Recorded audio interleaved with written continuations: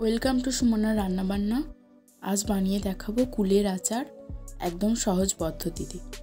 তো তার জন্য এখানে প্রথমেই নিয়ে নিয়েছি শুকনো লঙ্কা, গোটা জিরে আর গোটা ধনে। এই সব কিছুকে এখন একটা শুকনো কড়াইয়ে ভেজে নেব। কিছুক্ষণ নাড়াচাড়া করে ভালোভাবে এটা ভেজে নেব। ভালোভাবে ভেজে নেওয়া হয়ে গেলে এটাকে এখন নামিয়ে গুঁড়ো করে নেব।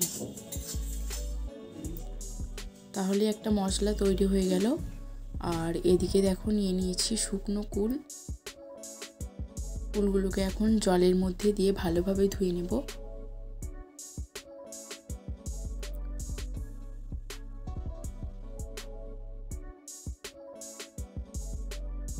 ভালোভাবে এগুলোকে ধুয়ে নিয়ে তুলে নেব।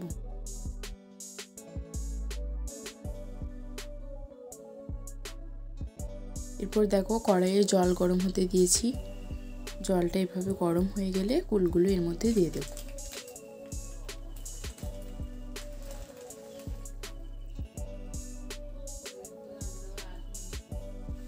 জলটা ফুটে গেছে, একবার নাড়িয়ে নিচ্ছি। 5 মিনিট মতো এটাকে ফুটিয়ে নেব এভাবে।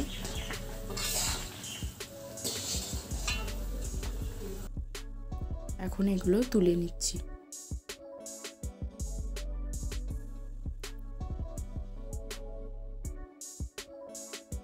সব কুলগুলোকে তুলে নিয়েছি। এখন যে কুলগুলো সেদ্ধ হয়ে গেছে সেগুলোকে একটু এভাবে ভেঙে দিচ্ছি। তো ভিডিওটা শেষ পর্যন্ত দেখতে থাকো, আশা করি ভালো লাগবে। দেখো কুলগুলোকে এভাবে ভেঙে নিয়েছি। এরপর আচারটা তৈরি করা শুরু করব। একটা কড়াইয়ে প্রথমে দিয়ে দিচ্ছি সরষের তেল। এর মধ্যে এখন দিয়ে দেব তেজপাতা আর দিয়ে দেব 5 ফোড়ন।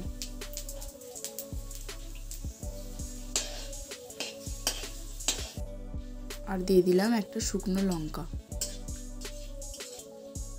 ভালোভাবে ফোড়নটা দিয়ে নেওয়া হয়ে গেলে আমি এখন সেই কুলগুলো দিয়ে দিচ্ছি।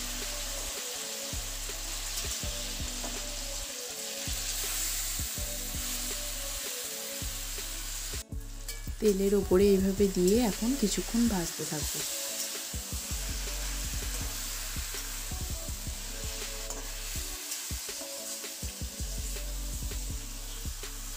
বেশ কিছুক্ষণ ভেজে নেব এভাবেই।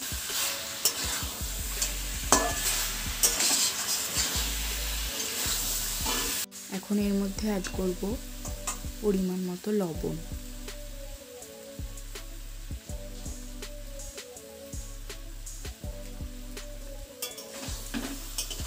লবণটাকেও মিশিয়ে নিচ্ছি ভালোভাবে।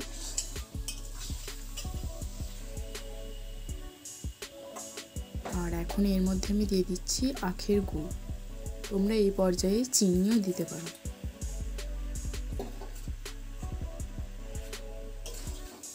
তো কিভাবে আচারটা বানাচ্ছি দেখো, এইভাবে বানালে প্রায় 1 বছরেরও বেশি এটা ভালো থাকবে। আমি দেখো এখানে আর জল ব্যবহার করছি না। এইভাবেই এটাকে নাড়তে থাকবো মাঝে মাঝে। আর গ্যাসের ফ্লেমটাকে মিডিয়াম রেখে এটা তৈরি করব।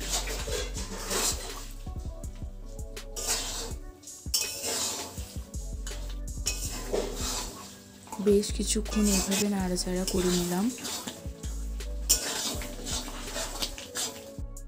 এখন এর মধ্যে দিয়ে দেব সেই তৈরি করে রাখা মশলাটা।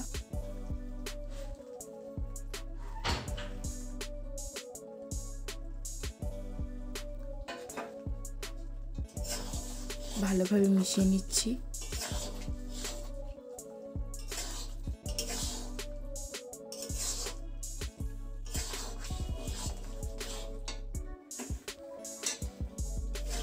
তো এভাবে বানিয়ে মাঝে মাঝে রোদে দিয়ে রাখলে এটা খুব বেশি দিন সংরক্ষণ করে রাখা যায়। তো এইভাবেই দেখো এটা অনেকটা গাঢ় হয়ে আসছে। আরও 2 থেকে 3 মিনিট এভাবেই ফুটিয়ে নেব, তাহলেই আচারটা রেডি হয়ে যাবে। তো দেখো কি সুন্দর রেডি হয়ে গেছে। এখন এই পর্যায়ে আমি গ্যাসটা অফ করে দেব আর এটাকে এখন ঠান্ডা হতে দেব। এটা বেশ কিছুক্ষণ রেখে দেব ঠান্ডা হওয়ার জন্য। ঠান্ডা হয়ে গেলে এরকম কাচের বয়মে ভরে নিয়ে এটা সংরক্ষণ করা যাবে প্রায় অনেক দিন। তো ভিডিওটা কেমন লাগলো অবশ্যই জানিও। শেষ পর্যন্ত দেখার জন্য ধন্যবাদ।